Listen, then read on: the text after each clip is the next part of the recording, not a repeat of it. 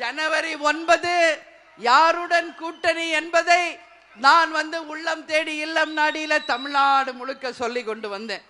அந்த ஜனவரி 9 இன்னைக்கு வந்தாச்சு. அதுக்கு தான் நான் சொல்றேன், நல்லா கேட்டுக்கங்க.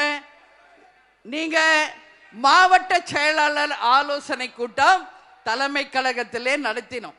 அவர்கள் அத்தனை பேரும் தங்கள் கருத்துக்களை ஒளிவு மறைவு இல்லாமல் நாம் யாருடன் கூட்டணி வைக்க வேண்டும் என்பதை அவர்களுடைய கருத்தோட உங்களுடைய ஆலோசனையாக வழங்கி இருக்கிறார்கள். அந்த கருத்தும் அது எல்லாமே நான் பார்த்துட்டேன். யாரெல்லாம் என்னெல்லாம் எழுதியிருக்கீங்க என்பதை நான் மட்டுமே தனியாக அமர்ந்து பார்த்தேன். விஜய் பிரபாகர் கூட சொன்னார் பாத்தீங்களா, யாரோட கூட்டணி அமைக்க போறோம்னு. உங்களை மாதிரி நானும் வெயிட் பண்ணிக்கிட்டு இருக்கேன்.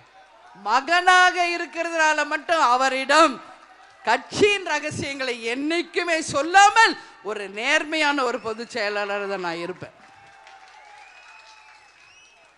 இன்னைக்கு அதுல கருத்து என்ன தெரியுமா? யாரோட கூட்டணி நாம் வைக்க வேண்டும் என்ற முடிவை எடுத்து விட்டாச்சு.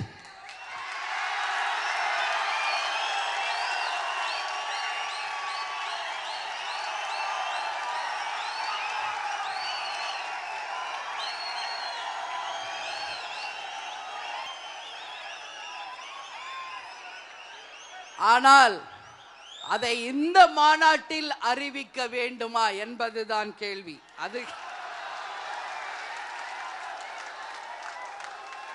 ஏன் சொல்றேன்றதை நீங்க புரிஞ்சுக்கணும். நான் ஏன் அதை சொல்றேன்றதை நீங்க புரிஞ்சுக்கணும். நம்ம மாவட்ட கழக செயலாளர்கள் அவங்க கருத்து என்று ஒரு காலம் நம்ம கொடுத்திருந்தோம். அந்த காலத்தில் அனைத்து மாவட்ட கழக செயலாளர்களும் தலைமை கழக நிர்வாகிகளும் சொன்னதை உங்களிடம் சொல்கிறேன். இன்று வரை தமிழகத்தில் எந்த கட்சியும் கூட்டணியை அறிவிக்கவில்லை. இந்த நிமிஷம் வரைக்கும் எந்த கட்சியுமே கூட்டணி அறிவிக்கலை. இவங்க தான் எங்க கூட்டணின்னு சொல்லல. அப்படி இருக்கும் பொழுது நாமும் சிறிது ஆலோசித்து தெளிவாக சிந்தித்து நல்ல தீர்ப்பை தான் எடுக்க வேண்டும் என்பதை நம்ம மாவட்ட கழக செயலாளர்கள் சொல்லி இருக்காங்க. தை பிறந்தால் வழி பிறக்கும். கண்டிப்பா. இப்ப நீங்க சொல்லுங்க, எனக்கு நான் யார பத்தியும் பயப்பட மாட்டேன். உங்களுக்கு தெரியும். நான் கேட்கறது இல்ல. எங்க மாவட்ட செயலாளர்கள் நிர்வாகிகள் என் கடைக்கோடியில் இருக்கின்ற என் தொண்டர்களே உங்களை பார்த்து நான் கேட்கிறேன். இந்த மாநாடு மேடையில் நம்ம அறிவிக்கணுமா?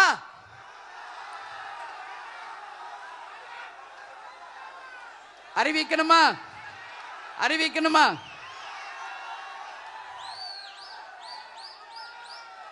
ஏன் கேட்கிறேன்னா, நம்ம இவ்வளோ நாள் சத்திரியனா வாழ்ந்துட்டோம். இனிமேல் சாணக்கியத்தனமாக நாமளும் வாழணும்.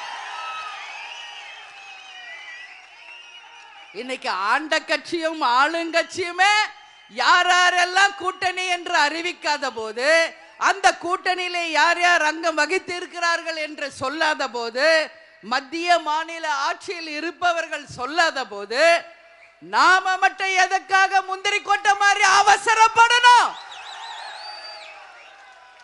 நாமும் நின்று நிதானமா யோசிச்சு அடிப்போம்.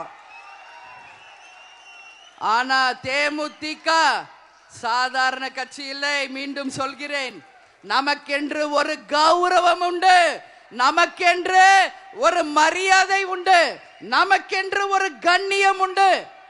அதையெல்லாம் யார் மதிக்கிறார்களோ அவர்களோட தான், என் தொண்டர்களை யார் மதிக்கிறார்களோ அவங்க கூட தான் கூட்டணி. ஏன்னா தலைவர் சொல்வார், நான் தலை குனிவனே ஒளி என் தொண்டனை தலை குனிய வைக்க மாட்டேன் என்று. அதேதான் உங்க அண்ணியாரும் நான் சொல்றேன். எத்தனை ஏச்சுக்கள் பேச்சுக்கள் பழி பாவம் பேரம் பேசுறாங்க, போட்டி வாங்க, என்ன வேணா சொல்லுங்கடா. நீங்க என் தொண்டர்கள் என்ன சொல்றாங்களோ அது மட்டுமே என்னுடைய வேத வாக்கு என்பதை இந்த நேரத்தில் நான் சொல்ல கடமைப்பட்டிருக்கிறேன். எனவே நாமும் தெளிவாக சிந்திச்சு டைம் எடுத்து இவ்வளோ நாள் வெயிட் பண்ணி தெளிவா சிந்திச்சு ஒரு மகத்தான கூட்டணியை உங்கள்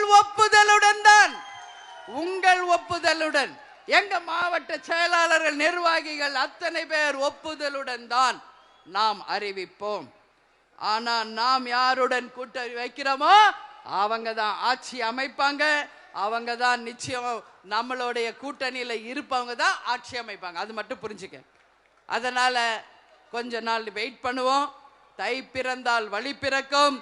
அதனால நல்ல வழி நம்ம கேப்டன் நமக்கு காமிப்பார். அதனால உங்க எல்லாருக்குமே அண்ணி என்ன சொல்ல போறாங்க என்ற ஆவலோடு வந்த உங்கள் அனைவருக்கும் என்னுடைய உரை திருப்தியா இருக்கா? ஓகேவா? பொறுமையா முடிவெடுக்கலாமா? தை பிறந்தா வழி பிறக்குமா? வெற்றி ஒன்றுதான் நம்ம இலக்கு. அவசரப்படுற கட்சி நம்ம கிடையாது. இனிமே வெற்றி தான் இனிமே நம்ம கொள்கை. வெற்றி ஒன்றே உறுதி. ஆனா யாருடன் கூட்டணி அமைக்க வேண்டும் என்பதை கேப்டன் எனக்கும் மாவட்ட செயலாளர் எனக்கு காமிச்சிட்டாங்க.